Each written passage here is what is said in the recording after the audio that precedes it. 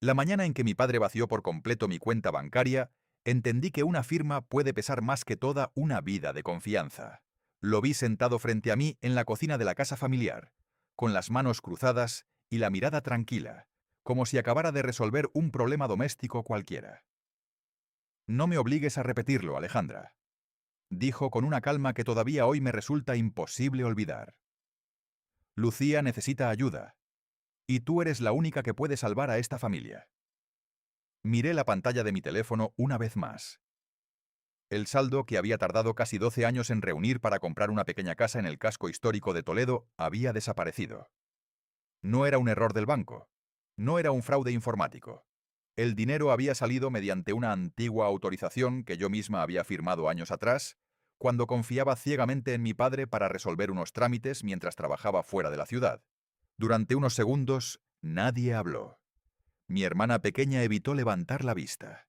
Mi madre permanecía inmóvil junto a la ventana, como si esperara que el silencio terminara de convencerme de aceptar lo inevitable. Yo respiré despacio. Llevaba más de una década trabajando en una empresa especializada en operaciones inmobiliarias. Revisaba escrituras, poderes notariales, certificados registrales y contratos todos los días.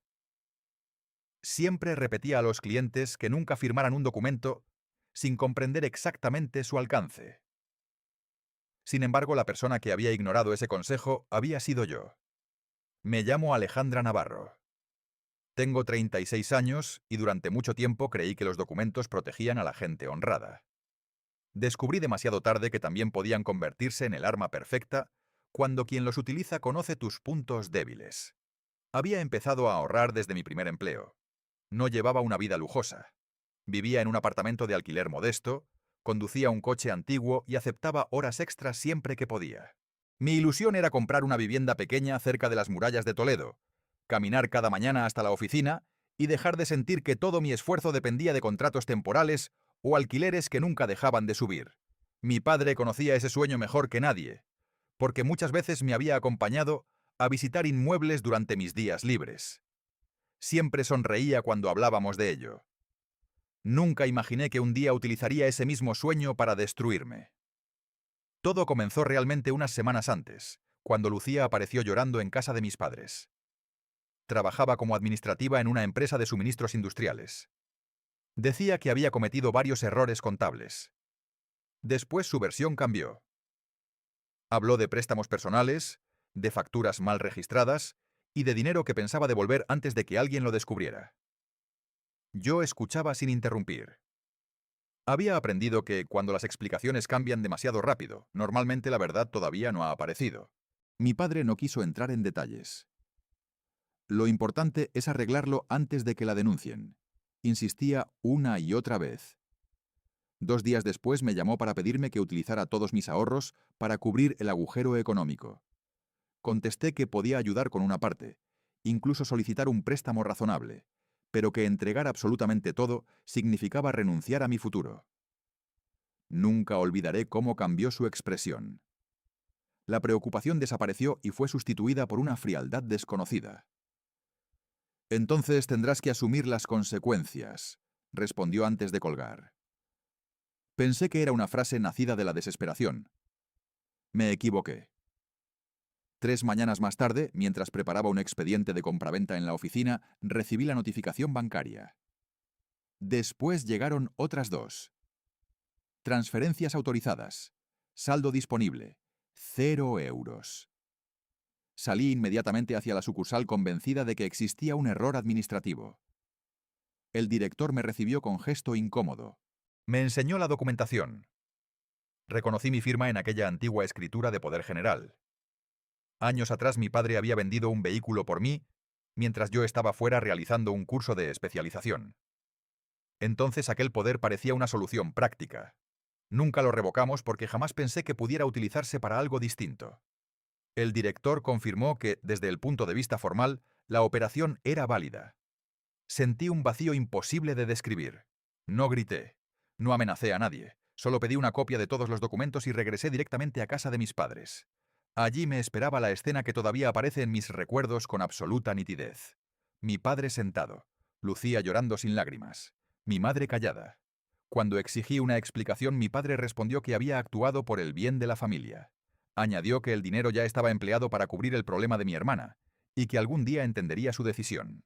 Yo respondí que aquello no era una ayuda familiar, sino una traición. Lucía murmuró que devolvería cada euro cuando pudiera. Mi padre golpeó la mesa con la mano abierta y pronunció unas palabras que cambiaron el rumbo de mi vida. Si sigues insistiendo, no solo perderás ese dinero, también perderás todo lo demás. En aquel momento pensé que solo intentaba intimidarme. No podía imaginar que esa amenaza ya había empezado a cumplirse incluso antes de que yo saliera de aquella casa. Salí de aquella casa con una carpeta llena de copias bancarias bajo el brazo y la sensación de que todavía no entendía toda la historia. Durante el trayecto hasta mi apartamento, repetía mentalmente cada frase de mi padre buscando algún detalle que hubiera pasado por alto. No era propio de él arriesgarse a utilizar un poder antiguo de una forma tan agresiva sin tener preparado el siguiente paso. Aquella misma tarde llamé a un abogado especializado en derecho civil al que conocía por varias operaciones inmobiliarias. Revisó la documentación durante casi una hora sin interrumpirme. Al final apoyó las manos sobre la mesa y habló con mucha prudencia. El uso del poder puede ser discutible dependiendo de cómo se interprete el interés representado, pero recuperar el dinero no será rápido. Necesitamos solicitar toda la documentación y comprobar exactamente cómo se ejecutaron las transferencias. Asentí. Era una respuesta técnica, fría, pero lógica.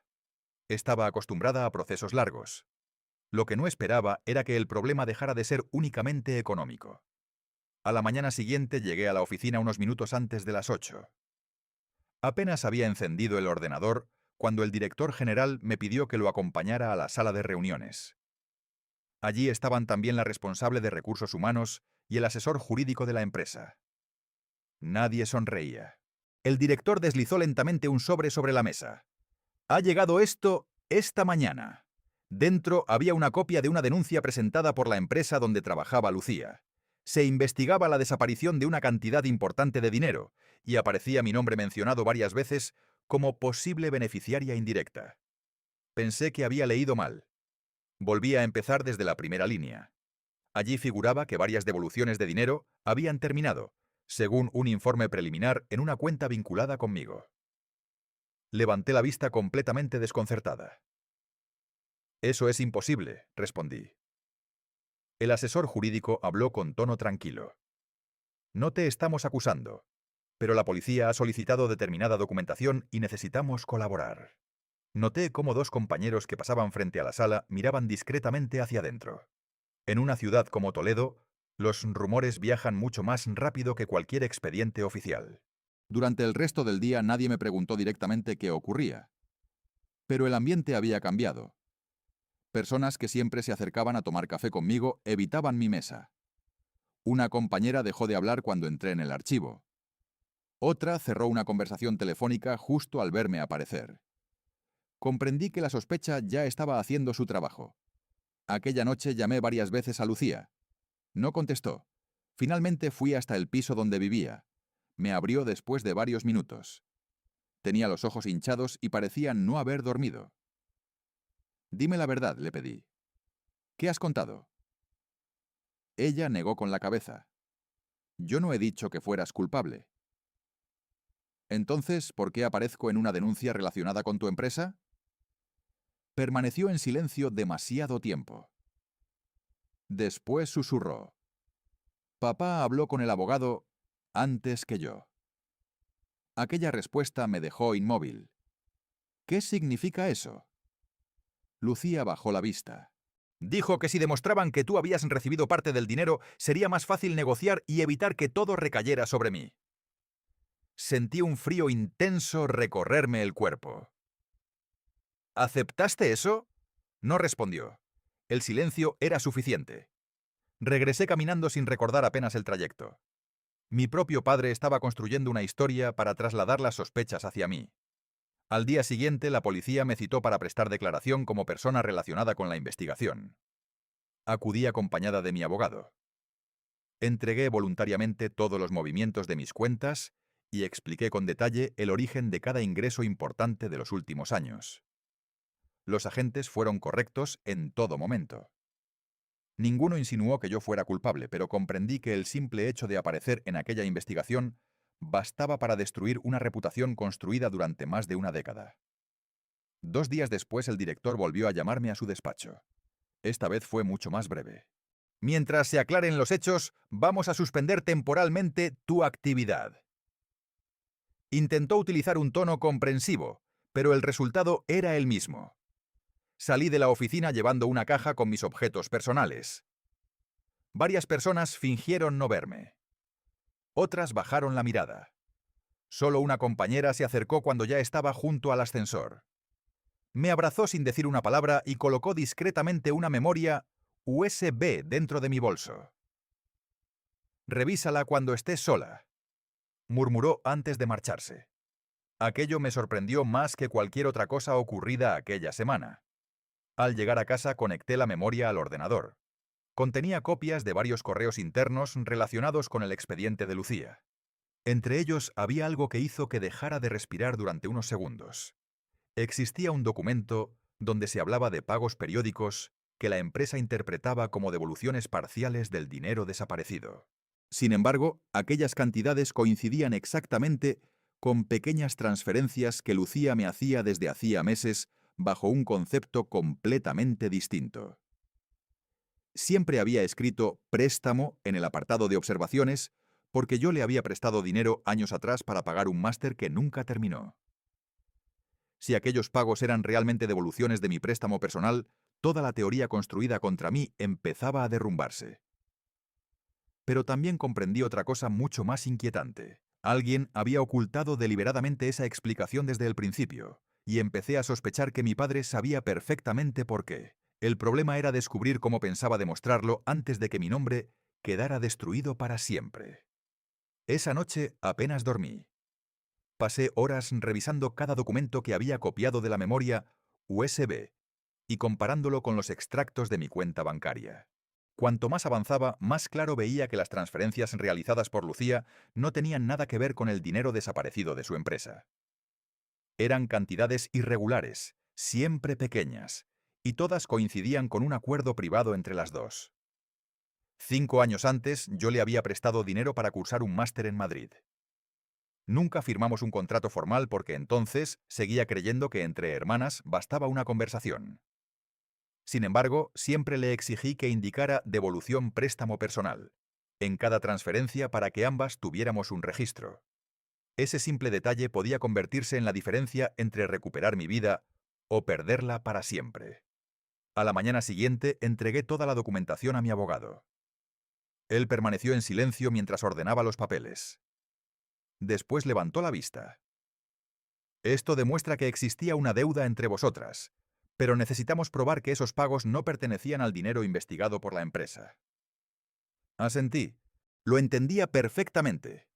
Una verdad mal documentada podía parecer una mentira ante un juez. Salimos directamente hacia la comisaría para ampliar mi declaración y entregar voluntariamente las copias de las transferencias. Los agentes aceptaron la documentación con profesionalidad, aunque dejaron claro que la investigación continuaría.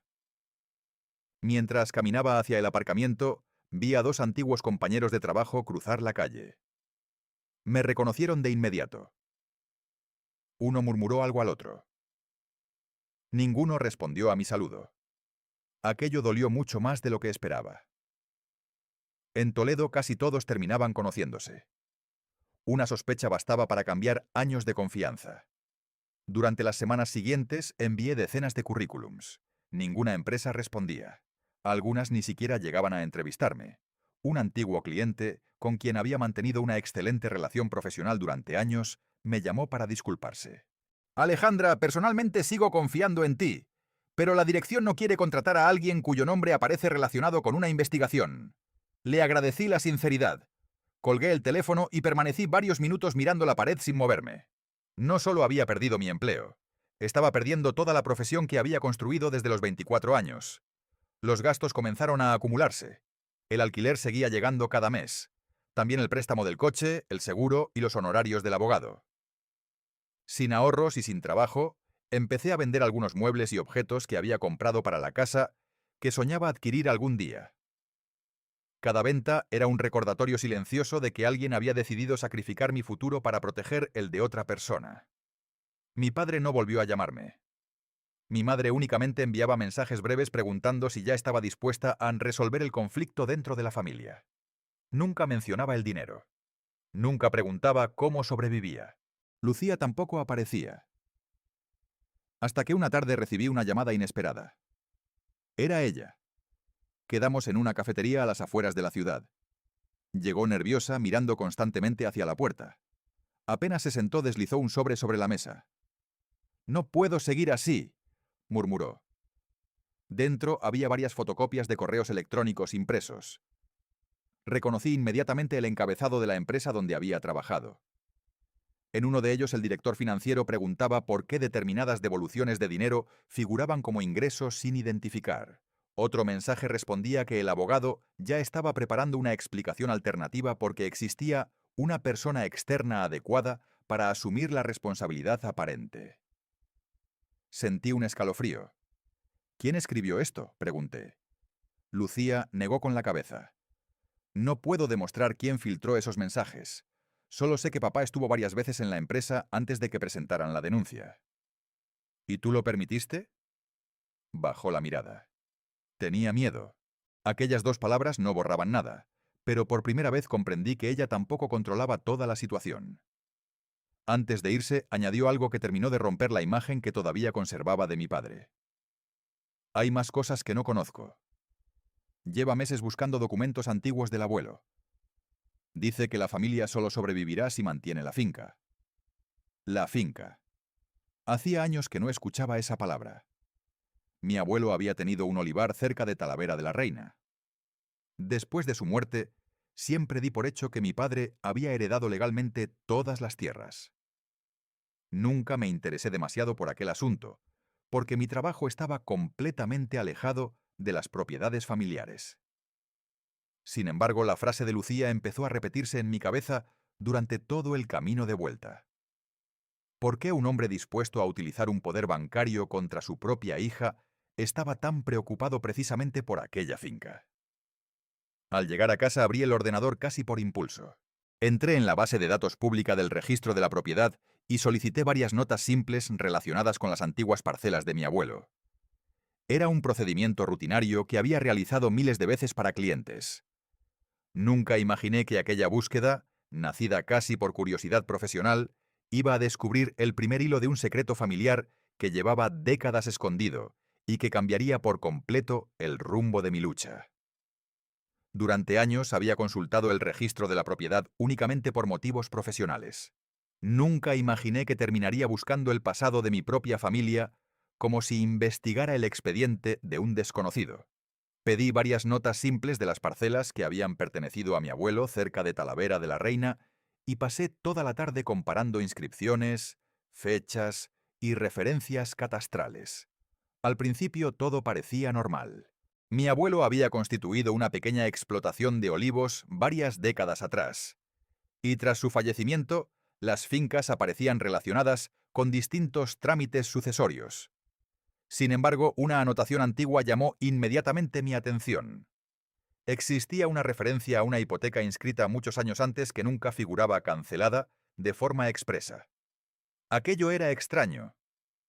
En operaciones de ese tipo siempre debía aparecer el documento que acreditaba el pago o la cancelación registral. Revisé nuevamente la inscripción. Seguía allí. Cerré el ordenador, respiré hondo y al día siguiente solicité una copia íntegra del historial registral. Cuando llegó el documento, confirmé que aquella carga seguía técnicamente vigente, aunque llevaba décadas olvidada. Mi experiencia me decía que algo así casi nunca ocurría por casualidad. Pedí un día más tarde acceso al archivo histórico donde se conservaban antiguos protocolos notariales relacionados con aquella finca. La funcionaria me reconoció de otras gestiones profesionales y me permitió consultar los índices correspondientes. Pasé horas revisando carpetas cubiertas de polvo hasta encontrar una referencia que coincidía exactamente con el número de inscripción. El documento era una antigua deuda reconocida por mi abuelo a favor de su hermana Carmen Herrera. La cantidad original no era especialmente elevada, pero estaba garantizada mediante una hipoteca sobre toda la explotación agrícola. Lo verdaderamente sorprendente era que nunca aparecía ningún documento posterior acreditando que la deuda hubiera sido satisfecha. Aquello significaba que, al menos desde el punto de vista documental, el derecho podía seguir existiendo si no había prescrito o si concurrían determinadas circunstancias legales. Salí del archivo con una mezcla de incredulidad y prudencia.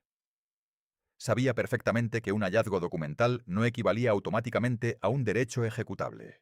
Antes de sacar cualquier conclusión, acudí directamente a mi abogado. Leyó la copia completa varias veces sin interrumpirme. Después consultó varios textos legales y pidió otra documentación complementaria. Finalmente levantó la vista. Esto es extraordinario. Si la cadena documental se mantiene y encontramos a la titular legítima de ese crédito o a sus herederos antes de que expire el plazo aplicable, podría existir una posibilidad real. Sentí cómo el corazón empezaba a latir con fuerza. No estaba pensando en venganza. Solo veía una oportunidad de enfrentarme a mi padre utilizando exactamente aquello que él siempre había despreciado cuando le convenía: la ley. La dificultad era encontrar a Carmen Herrera. En mi familia apenas se hablaba de ella. Recordaba vagamente haber escuchado que había discutido con mi abuelo muchos años atrás, y que después desapareció de nuestras reuniones familiares. Mi padre siempre decía que había renunciado voluntariamente a todo. Sin embargo, ninguna renuncia aparecía en los documentos. Comencé a buscar en registros públicos, padrones antiguos y archivos municipales. Después de varios días, encontré una dirección en un pequeño pueblo de Castilla-La Mancha. Dudé durante horas antes de conducir hasta allí. No sabía cómo reaccionaría una mujer que llevaba décadas alejada de los Navarro. Me abrió una señora de cabello completamente blanco y mirada firme. Cuando pronuncié mi apellido, vi cómo endurecía el gesto. «No he hablado con esa familia en más de 30 años», respondió antes de intentar cerrar la puerta. Le pedí solo 10 minutos.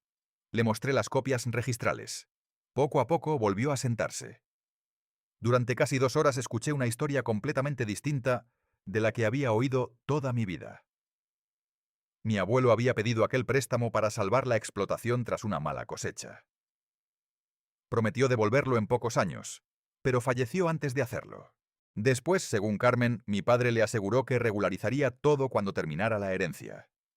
Nunca volvió a llamarla. Con el tiempo, ella asumió que el asunto había quedado enterrado para siempre. Cuando terminó de hablar, abrió una vieja caja metálica y extrajo un sobre amarillento. Dentro estaba la escritura original del préstamo y varios recibos de intereses de los primeros años. Todo coincidía exactamente con el historial registral. Mi abogado revisó la documentación esa misma tarde. Horas después me llamó con una urgencia que nunca le había escuchado. «Alejandra, tenemos un problema enorme. La garantía está a punto de extinguirse por el transcurso del plazo.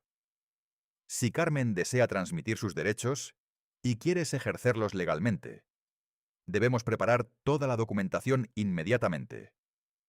Nos quedan apenas unos días». Miré el calendario y comprendí que debía tomar una decisión que cambiaría el resto de mi vida. Si seguía adelante, tendría que abandonar cualquier intento de recuperar mi antigua carrera a corto plazo y concentrar todo mi tiempo, mi dinero y mis pocas fuerzas en aquel procedimiento. Permanecí largo rato en silencio. Finalmente llamé a Carmen. «Si usted todavía confía en la justicia, yo también voy a confiar». Ella respondió con una serenidad que jamás olvidaré. «Entonces ven mañana temprano. Firmaremos la cesión». Mientras colgaba el teléfono, otro mensaje apareció en la pantalla. Procedía de la policía. Decían haber encontrado nuevos elementos en la investigación contra Lucía y necesitaban volver a hablar conmigo de inmediato. En ese instante comprendí que las dos batallas que podían devolverme la verdad estaban a punto de cruzarse en el peor momento posible. A la mañana siguiente, firmamos la cesión de derechos en la notaría de Talavera de la Reina. Carmen leyó cada página con una tranquilidad admirable. Antes de estampar su firma, levantó la vista hacia mí. «No quiero hacer daño a nadie», dijo en voz baja. Solo quiero que por una vez alguien respete lo que la ley lleva diciendo tantos años. Asentí sin responder. Yo tampoco buscaba castigar a mi padre por orgullo. Si hubiera querido escucharme meses antes, nada de aquello habría sido necesario. Pero había elegido utilizar documentos para destruirme y ahora otros documentos, perfectamente legales, eran lo único que podía protegerme. Mi abogado presentó inmediatamente la cesión y comenzó el procedimiento para hacer valer el derecho garantizado sobre la finca familiar. Cada trámite debía realizarse con una precisión absoluta porque el plazo estaba a punto de expirar. Pasamos 3 días prácticamente encerrados entre registros, notarías y oficinas administrativas. Dormía muy poco. Comía cuando alguien me lo recordaba. Mi teléfono seguía sonando constantemente con llamadas de empresas donde había enviado mi currículum. Ninguna era para ofrecerme trabajo. Algunas solo querían confirmar si la investigación policial seguía abierta. Comprendí que mi nombre continuaba asociado al escándalo y que recuperar mi antigua profesión sería mucho más difícil de lo que había imaginado. En medio de aquella carrera contra el tiempo, recibí la nueva citación de la policía. Acudí acompañada de mi abogado. Uno de los investigadores colocó sobre la mesa varias carpetas y comenzó a hacer preguntas muy concretas sobre las transferencias que Lucía me había realizado durante los últimos años. Esta vez la conversación fue diferente. Ya no intentaban averiguar si yo había recibido dinero procedente de la empresa. Querían saber por qué cada ingreso llevaba exactamente el mismo concepto: devolución préstamo personal. Entregué copias de antiguos correos electrónicos, mensajes y extractos bancarios que demostraban cuándo había prestado el dinero a mi hermana y cómo ambas habíamos acordado documentar cada devolución. El agente permaneció unos segundos observando las fechas. Después preguntó algo que me sorprendió. ¿Su padre conocía la existencia de este préstamo? Recordé una cena familiar de años atrás en la que Lucía había agradecido públicamente mi ayuda para poder estudiar. Mi padre estaba presente. Incluso comentó que algún día ella me devolvería hasta el último euro. Contesté que sí. El investigador hizo una anotación y cerró lentamente la carpeta. Eso cambia varias cosas. No añadió nada más, pero por primera vez desde que comenzó aquella pesadilla, salí de la comisaría con la sensación de que alguien empezaba a mirar los hechos completos y no solo las apariencias. Mientras tanto, el procedimiento sobre la finca avanzaba. Mi padre recibió la notificación oficial pocos días después. No tardó ni una hora en llamarme. Contesté porque sabía que tarde o temprano tendría que escucharle. ¿Te has vuelto completamente loca?, gritó sin siquiera saludar. Esa tierra pertenece a esta familia. Permanecí en silencio hasta que dejó de hablar. Precisamente por eso conozco toda la documentación, respondí. La finca está grabada por un derecho que nunca regularizaste. Su respiración cambió de inmediato. Ya no sonaba enfadado, sino inquieto. Eso estaba resuelto hace años. Entonces, enséñame la cancelación registral. No contestó. Durante varios segundos, solo escuché su respiración. Después dijo algo que terminó de convencerme de que nunca había tenido intención de actuar correctamente. Hay cosas que una hija no debería hacer contra su padre. Miré los expedientes abiertos sobre mi mesa. Y hay cosas que un padre nunca debería hacer contra una hija. Colgué antes de que pudiera responder. Aquella misma tarde mi madre apareció inesperadamente en mi apartamento. Era la primera vez que cruzaba aquella puerta desde que perdí el trabajo. Caminó lentamente por el salón, observando los huecos donde antes había muebles que ya había vendido para pagar abogados y alquiler. Durante unos segundos pareció darse cuenta de cuánto había cambiado mi vida. Después volvió a adoptar el mismo tono firme de siempre. «¿Todavía puedes detener todo esto?». Negué con la cabeza. «Yo no empecé esta guerra». Ella respiró hondo. «Tu padre hizo lo que creyó necesario para salvar a Lucía». «No», respondí. «Lo hizo porque decidió que mi vida valía menos que la de ella». Mi madre no encontró ninguna respuesta. Antes de marcharse, dejó una carpeta sobre la mesa. «Pensé que quizá querrías esto». Esperé a que saliera para abrirla. Dentro había antiguas cartas de mi abuelo, varias fotografías y una libreta con anotaciones sobre las cuentas de la explotación agrícola. Entre aquellas páginas apareció un pequeño recibo manuscrito que reconocí inmediatamente. Era uno de los primeros pagos de intereses realizados a Carmen décadas atrás. Mi padre siempre había sabido que aquella deuda existía. Nunca había sido un olvido. Había decidido ignorarla esperando que el tiempo la enterrara para siempre. Aquella prueba reforzaba todavía más nuestra posición jurídica. Esa misma noche llamé a mi abogado. Apenas escuchó mi explicación, respondió con una frase que hizo que permaneciera inmóvil varios segundos. Alejandra, mañana se celebra una reunión entre la Fiscalía, la empresa de Lucía y los investigadores. Acaban de citarnos porque quieren revisar toda la documentación que has entregado. Creo que la verdad está a punto de salir a la luz, pero alguien podría perder mucho más que una finca cuando eso ocurra. A la mañana siguiente entré en la sala de reuniones de la Fiscalía con una carpeta tan gruesa que apenas podía sujetarla con una mano. Frente a mí estaban el fiscal encargado del caso, dos investigadores, el abogado de la empresa donde había trabajado Lucía, mi propio abogado, y unos minutos después mi padre y mi hermana.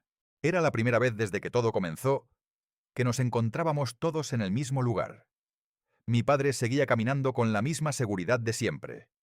Incluso evitó mirarme, como si todavía estuviera convencido de que todo podía controlarse.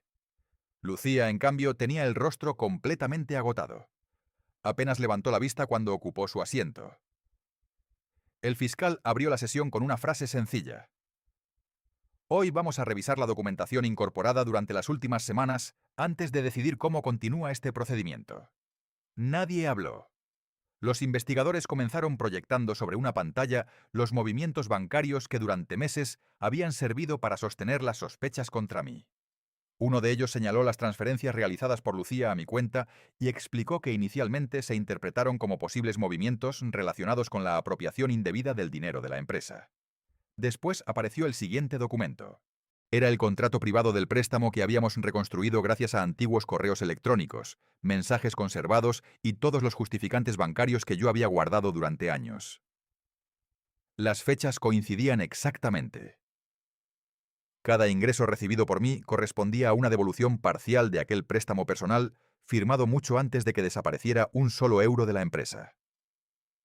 El abogado de la empresa permaneció varios segundos observando la pantalla antes de admitir que esa documentación nunca había sido aportada durante la fase inicial de la investigación. El fiscal dirigió entonces la mirada hacia Lucía. ¿Reconoce usted estos pagos? Ella tardó unos segundos en responder. Finalmente asintió. Sí. Eran devoluciones del dinero que mi hermana me prestó. La sala quedó completamente en silencio. El investigador abrió otra carpeta. Esta vez aparecieron los correos internos recuperados por la empresa.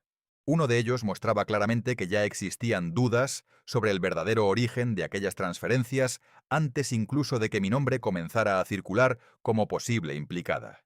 El fiscal preguntó quién había insistido en mantener aquella interpretación pese a las inconsistencias. Ninguno de los representantes de la empresa respondió inmediatamente. Fue entonces cuando Lucía respiró hondo y, sin mirar a nadie, habló por primera vez con absoluta claridad. Mi padre insistió en que esa era la única forma de ganar tiempo. Sentí que el aire desaparecía de la sala. Mi padre golpeó inmediatamente la mesa. «Eso no es verdad». Pero Lucía continuó hablando. Explicó cómo él había acudido varias veces a la empresa, cómo convenció a varias personas de que las devoluciones del préstamo podían presentarse como movimientos sospechosos mientras encontraban una solución para cubrir el dinero que ella había tomado. Nunca dijo que yo hubiera robado nada de forma directa. Simplemente permitió que todas las sospechas caminaran hacia mí porque eso alejaba la atención de su hija menor. Cuando terminó de hablar, rompió a llorar. Nadie intentó interrumpirla. El fiscal cerró lentamente la carpeta y anunció que la documentación presentada destruía por completo la hipótesis que me relacionaba con la apropiación indebida. Las actuaciones contra mí quedaban sin fundamento. Minutos después, el abogado de la empresa confirmó oficialmente que retirarían cualquier referencia que pudiera perjudicar mi nombre. No sentí alegría, solo un enorme cansancio.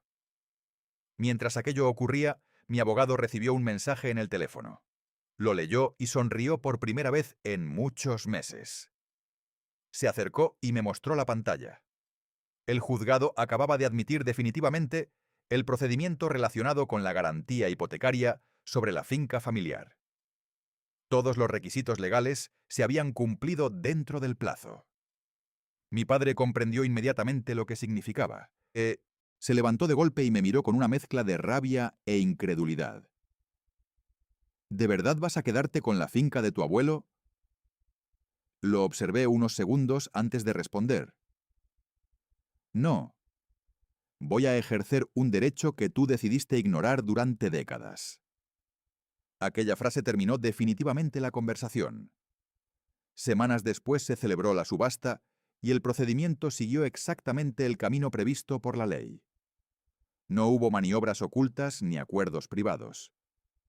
Todo quedó documentado ante notario, en el registro y bajo supervisión judicial. Al finalizar el proceso me convertí legalmente en propietaria de la explotación de olivos. Mi padre perdió la tierra que durante tantos años había utilizado como símbolo de su autoridad dentro de la familia. Lucía aceptó su responsabilidad por la apropiación del dinero de la empresa y alcanzó un acuerdo judicial que incluyó la correspondiente condena y la obligación de reparar el daño económico causado. Cuando salimos del juzgado, nadie celebró nada. Los periodistas locales esperaban algunas declaraciones porque el caso había despertado mucho interés en una ciudad donde casi todos terminaban conociéndose. Yo solo respondí una pregunta. Un periodista quiso saber si consideraba que había conseguido vengarse de su familia. Negué lentamente con la cabeza. No ha sido una venganza. Solo he dejado que los documentos dijeran la verdad que las personas intentaron ocultar. Mientras me alejaba, comprendí que el proceso legal había terminado, pero todavía quedaba la parte más difícil. Aprender a vivir con todo lo que la justicia, por sí sola, nunca podría devolver. Con el cierre de los procedimientos judiciales, mi nombre quedó completamente desvinculado de cualquier responsabilidad en el caso que había destruido mi reputación. Semanas después recibí la resolución definitiva que confirmaba que nunca existieron pruebas para sostener las sospechas contra mí, y que toda la documentación presentada demostraba que el dinero recibido de Lucía correspondía exclusivamente a la devolución de un préstamo personal anterior a los hechos investigados. Mi abogado me entregó la copia con una sonrisa discreta. «Has recuperado tu buen nombre», dijo. Miré aquellas páginas durante varios minutos. Durante meses había imaginado ese instante, pero cuando por fin llegó no sentí la euforia que esperaba. La justicia había corregido un error, pero no podía devolverme los meses de desempleo, las amistades perdidas ni la tranquilidad con la que antes caminaba por las calles de Toledo. Poco después recibí oficialmente la inscripción registral que me convertía en propietaria de la antigua explotación de olivos cercana a Talavera de la Reina. La primera vez que recorrí aquellos terrenos completamente sola, entendí que la finca no representaba una victoria sobre mi padre. Representaba la consecuencia natural de decisiones que él había tomado durante muchos años. Si hubiera regularizado aquella deuda cuando correspondía, si hubiera respetado los derechos de Carmen Herrera, o si simplemente hubiera decidido no utilizarme para proteger a Lucía, nada de aquello habría ocurrido. Los olivos seguían creciendo exactamente igual que antes. Eran las personas quienes habían cambiado. Carmen me acompañó durante aquella primera visita. Caminamos despacio entre los árboles mientras recordaba historias de mi abuelo que jamás había escuchado. Antes de despedirse apoyó una mano sobre mi hombro. No permitas que este lugar vuelva a convertirse en una herramienta de control. Cuídalo mejor de lo que nosotros supimos hacerlo. Le prometí que así sería. Cumplí esa promesa. Durante los meses siguientes invertí todo lo que pude en recuperar la explotación. No tenía experiencia agrícola, así que pedí ayuda a vecinos de la zona que llevaban toda una vida trabajando entre olivos. Aprendí más de ellos en pocos meses que en muchos años escuchando las discusiones familiares sobre aquella tierra. Mi situación profesional tardó mucho más en estabilizarse. Aunque mi inocencia había quedado plenamente demostrada, varias empresas seguían recordando el escándalo antes que la resolución final. Entendí que la reputación tarda años en construirse y apenas unos días en romperse. Finalmente acepté un puesto administrativo en una pequeña asesoría jurídica, especializada en derecho inmobiliario. El salario era inferior al que había tenido antes, pero por primera vez trabajaba en un lugar donde nadie me juzgaba por rumores. Mi experiencia personal incluso terminó ayudando a muchos clientes. Cuando alguien me preguntaba si realmente era necesario revisar cada cláusula antes de firmar un documento, ya no respondía únicamente como profesional. Respondía como alguien que había perdido toda una vida de ahorros por confiar ciegamente en una firma antigua. Lucía cumplió las consecuencias legales derivadas de sus actos y comenzó a devolver el dinero pendiente según el acuerdo alcanzado. Durante mucho tiempo no supimos nada la una de la otra. Meses después me escribió una carta. No intentaba justificarse. Solo reconocía que había permitido que el miedo sustituyera a la honestidad y que ese error había destruido 2 vidas en lugar de una. Contesté con otra carta breve. Le deseé fuerza para reconstruir la suya, pero también le expliqué que necesitaba mantener la distancia. Algunas heridas pueden cerrar, pero no siempre permiten volver al lugar donde comenzaron. Mi madre nunca llegó a pedirme perdón de forma directa. En una ocasión coincidimos en una cafetería del centro de Toledo. Conversamos apenas 10 minutos. Parecía mucho más envejecida que la última vez que la había visto. Antes de marcharse dijo únicamente: «Pensé que mantener unida a la familia era lo más importante». La miré con serenidad. Una familia deja de estar unida cuando la verdad deja de importar. No añadió nada más. Mi padre y yo no volvimos a hablar. Supe por otras personas que abandonó la casa familiar poco después de perder definitivamente la finca y que pasó a vivir en un pequeño apartamento. Nunca celebré su caída. Durante mucho tiempo había imaginado que si algún día demostraba mi inocencia, sentiría satisfacción. Descubrí que la realidad era muy distinta. Ver a un padre perderlo casi todo no produce felicidad, incluso cuando él mismo eligió el camino que lo condujo hasta allí. Produce silencio, produce distancia, produce el final de una historia que nunca debió escribirse. Hoy sigo viviendo en Castilla-La Mancha. Algunas tardes conduzco hasta la explotación y camino entre los olivos antes de regresar a casa. Allí comprendí que la confianza no desaparece de golpe. Se rompe poco a poco, decisión tras decisión, documento tras documento, hasta que un día descubres que ya no queda nada que salvar. También comprendí que la justicia rara vez devuelve exactamente lo que uno perdió. No me devolvió mi antigua carrera, ni los años de tranquilidad, ni la familia que creía tener. Pero sí me devolvió algo mucho más difícil de recuperar: la posibilidad de mirarme al espejo sin dudar de quién era. Si algo aprendí de toda esta historia es que los lazos de sangre nunca deben sustituir al sentido común, que ningún documento debe firmarse por simple confianza, y que la verdadera justicia no nace de la venganza, nace de la paciencia, de los hechos y del valor de defender la verdad incluso cuando hacerlo significa quedarse completamente solo.